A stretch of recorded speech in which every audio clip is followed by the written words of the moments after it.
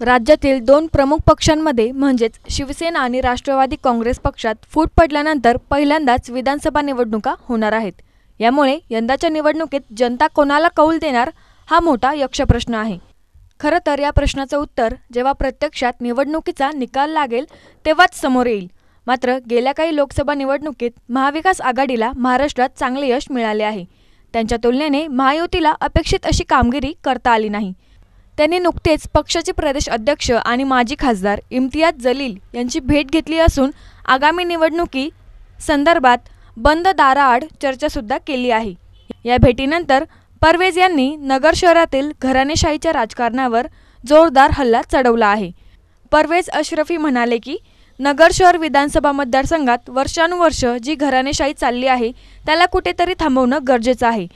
नगर शहराला असा आमदार पाहिजे जो प्रत्येक समाजाला एकत्र घेऊन चालेल। जातीजातींमध्ये तेढ निर्माण करून दंगल घडवणारा आणि स्वतःची राजकीय पोळी भाजणारा लोकप्रतिनिधी नको।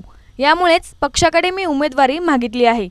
यामुळे परवेज यांना MIM कडून उमेदवारी मिळू शकते असे बोलले जात आहे।